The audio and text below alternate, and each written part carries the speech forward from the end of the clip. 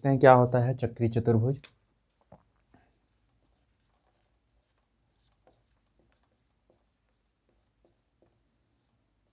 चक्रीय चतुर्भुज, इसकी परिभाषा है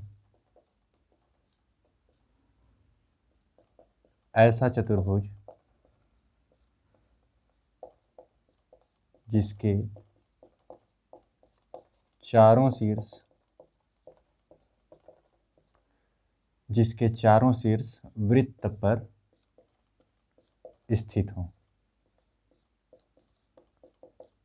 या वृत्त की परिधि पर स्थित हों, है ना, वृत्त की परिधि पर स्थित हों, चक्रीय चतुर्भुज कहलाता है।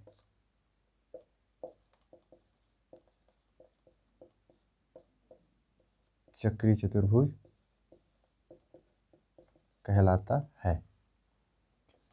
हम जानते हैं चतुर्भुज में 4 शीर्ष होते हैं, है ना, त्रिभुज में 3 शीर्ष होते हैं। ये भी एक चतुर्भुज है, ठीक है, ये भी एक चतुर्भुज है, ये 1 2 3 और 4 के शीर्ष हो गए, है ना। तो क्या बोल रहा है, ऐसा चतुर्भुज जिसके चारों शीर्ष, ये चारों जो शीर्ष होंगे ये वृत्त की परिधि पर होंगे। तो हम पहले एक वृत्त बना लेते हैं, मान लो ये इसका केंद्र है ना। तो ये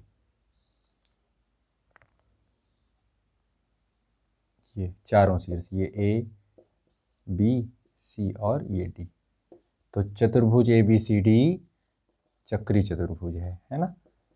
चतुर्भुज ए बी सी डी एक चक्रीय चतुर्भुज है, ठीक है।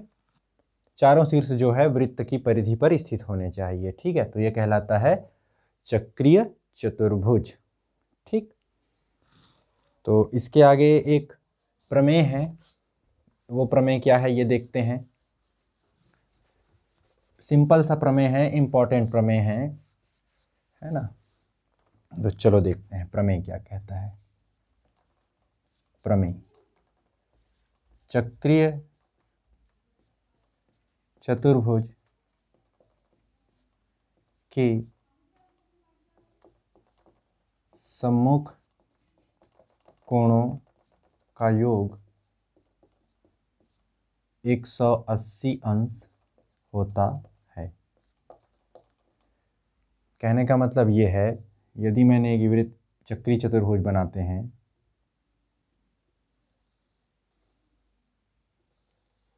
ये यदि एक चक्रीय चतुर्भुज है ना, ए बी सी डी, और ये केंद्र ओ है वृत्त का, तो सम्मुख क्या बोल रहा है, चक्रीय चतुर्भुज के सम्मुख कोण, ये जो सम्मुख कोण होंगे, इस ए का सम्मुख कोण सी होगा, तो इन दोनों का योग 180 अंश होगा। कहने का मतलब है कोण ए धन कोण सी बराबर 180 अंश। और इसी तरीके से कोण बी बराबर कोण डी होगा, है ना, कोण बी धन कोण डी बराबर 180 अंश होगा। ये सिद्ध करना है। कहने का मतलब ये है, यदि 50 अंश है मान लो, तो ये 130 अंश होगा, ठीक है। और ये यदि 100 अंश है तो ये 80 अंश होगा, ठीक है। हमें ये सिद्ध करना है। ये तो एग्जाम्पल हो गया कि ये प्रमेय क्या कहता है। तो चलो अब इसको सिद्ध करते हैं। प्रमाण, माना ए बी सी डी एक चक्रीय चतुर्भुज है, चक्रीय चतुर्भुज है। तो चलो एक बना लेते हैं चक्रीय चतुर्भुज। ये यदि ओ है,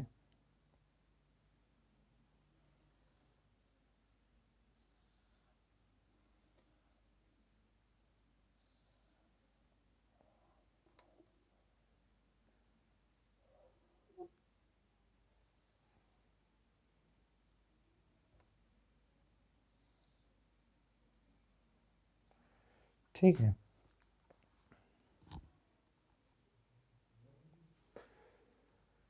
तो मान लो ए बी सी डी एक चक्रीय चतुर्भुज है जिसमें ये शीर्ष ए, ये बी, ये सी और ये डी है, ठीक है। तो हमें सिद्ध करना है, सिद्ध करना है कि क्या करना है सिद्ध, सम्मुख कोणों का योग 180 अंश होता है। तो ए का सम्मुख कोण कौन है, सी है, तो कोण ए धन कोण सी बराबर 180 अंश, ये सिद्ध करना है। और ये कौन सिद्ध करना है कि कोण बी धन कोण डी बराबर 180 अंश, ये दोनों को सिद्ध करना है तथा, ठीक है, ये सिद्ध करना है। अब एक काम करते हैं, हम लोग रचना करते हैं। क्या करेंगे, रचना। इस वृत्त का केंद्र ओ है, इससे हम लोग इस ए को मिलाते हैं और इधर सी को मिलाते हैं। केंद्र ओ को ए एवं बी से मिलाया, ठीक है, केंद्र ओ को ए एवं सी से मिलाया। अब देखते हैं, चलो उपपत्ति, रचना के बाद उपपत्ति शुरू होती है, ठीक है, उपपत्ति। चलो देखते हैं क्या है। ए बी और सी, यहां से यहां तक ये एक चाप है, ए बी सी चाप ए बी सी द्वारा केंद्र पर बना कोण। चाप ए बी सी द्वारा केंद्र पर बना कोण कौन सा है, इसके द्वारा, ये इसको ऐसे मिलाए हैं, है ना, ये केंद्र है, ठीक,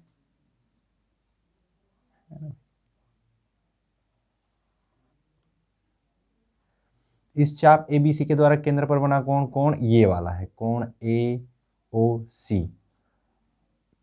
ये किसका दुगुना होगा, इसका दुगुना होगा। इसी चाप ए बी सी द्वारा बना हुआ वृत्त की शेष परिधि पर बना कोण ये है डी, है ना, तो ये कोण जो है इसका दुगुना होगा, है ना, तो दो कोण ए डी सी, यहां तक ठीक है, ये समीकरण नंबर 1 हो गया, ठीक है। इसी प्रकार चाप ए डी सी, ये वाला चाप ए से डी, डी से ये इतना बड़ा चाप, ये भी एक चाप है ए डी सी।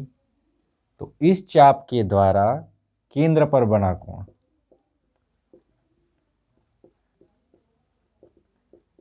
केंद्र पर बना कोण कौन कौन कौन सा होगा, कोण ये वाला कोण होगा ए ओ सी, ये ऊपर वाला है ना, ये वाला कोण होगा कोण ए ओ सी, ठीक है, बराबर दो कोण,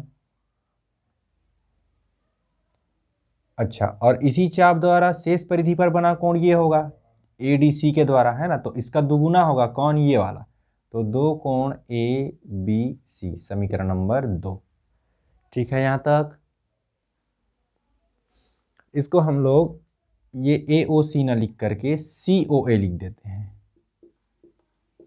सी ओ ए, ठीक है, क्योंकि दोनों सेम सेम हो रहा था इसलिए कंफ्यूजन ना हो, सी ओ ए। ये ए बी सी द्वारा बना कोण केंद्र पर ए ओ सी इधर से, और ए डी सी द्वारा बना कोण सी ओ ए, एक ही चीज़ है, वैसा भी चल सकता था, ठीक है, याद रहना चाहिए बस, ठीक है।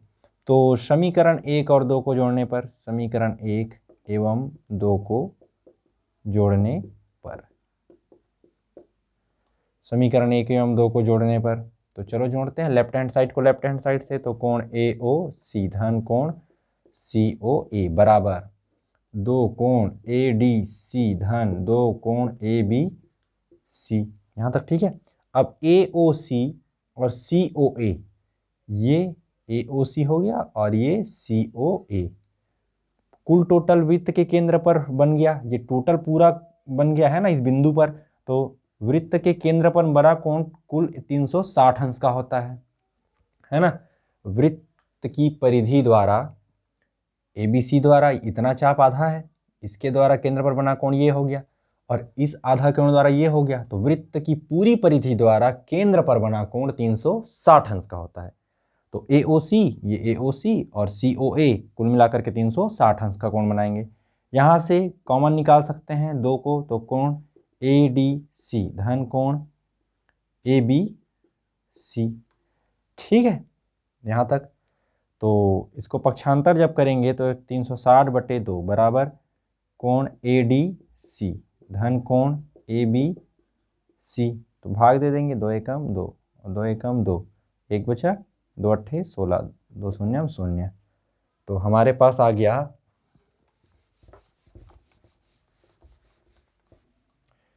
यहाँ पे देखते हैं, ये बच गया 180 बराबर 180 बराबर कोण ए डी सी धन कोण ए बी सी, ये बचा हुआ है।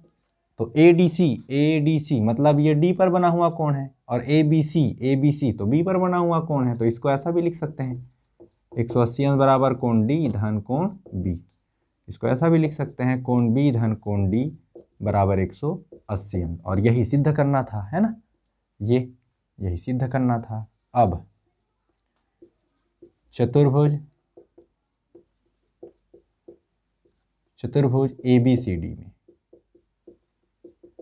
चतुर्भुज ABCD में क्या जानते हैं, चतुर्भुज के चारों कोणों का योग, चतुर्भुज के चारों कोणों का योग 360 अंश होता है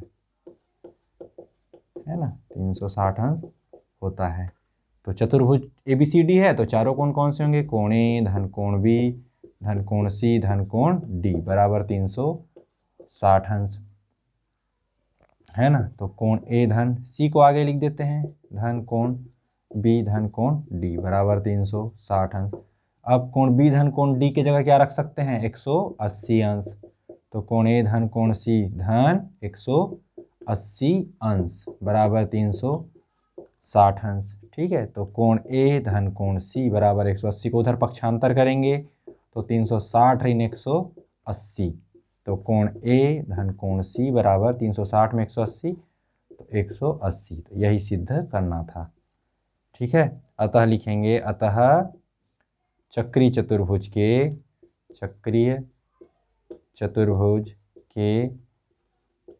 सम्मुख कोणों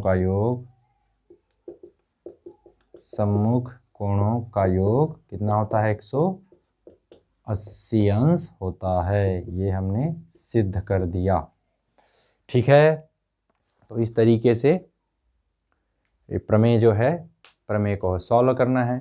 आई होप सबको समझ आया होगा, याद रहे ये प्रमेय, पूछ भी सकता है और हमें कई बार काम आएंगे, ठीक है।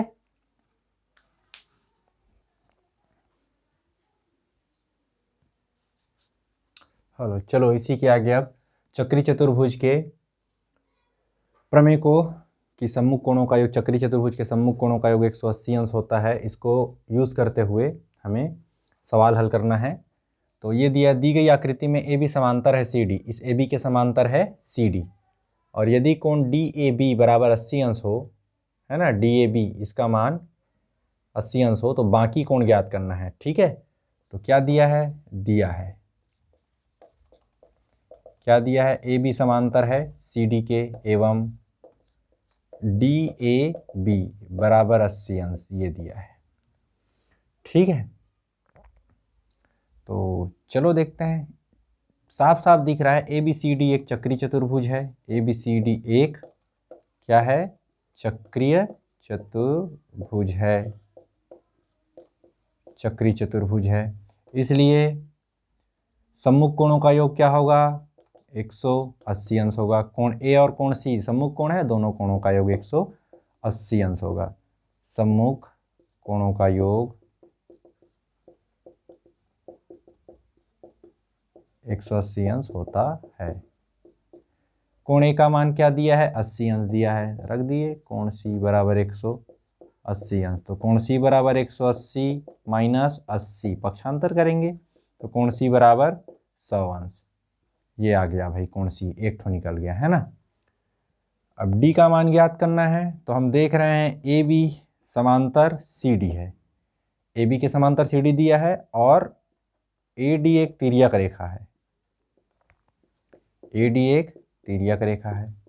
जब दो समांतर रेखा को तिर्यक रेखा काटती है ना, ये एक समांतर रेखा है, ये एक तिर्यक रेखा है, तो ये कोण और ये कोण अंतः कोण होते हैं।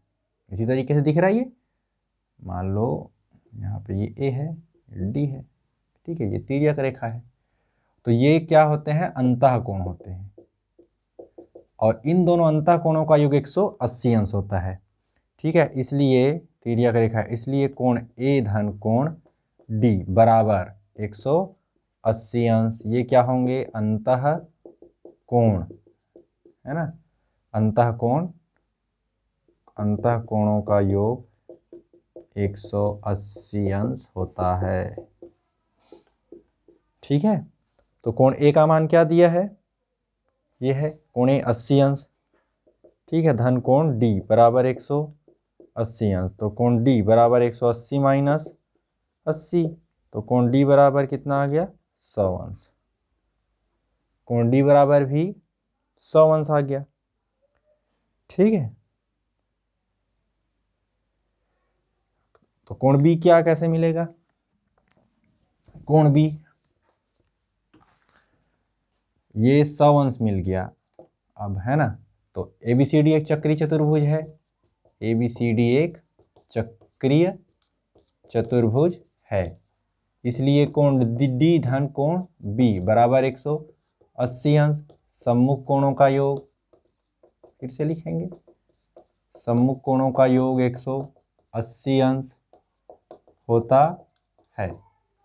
तो कोण डी का मान कितना मिल गया हमें? 100 अंश मिल गया है। धन कोण बी बराबर 180 अंश। तो कोण बी बराबर 180 माइनस 100, तो कोण बी का मान 80 अंश। इस तरीके से हमें चारों चीज़ें मिल गई। ठीक है, इस तरीके से सॉल्व करना है।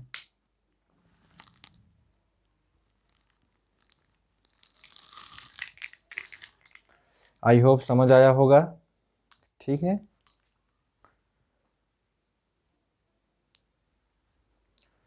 तो मिलते हैं नेक्स्ट वीडियो में। ठीक है, तब तक के लिए गुड डे।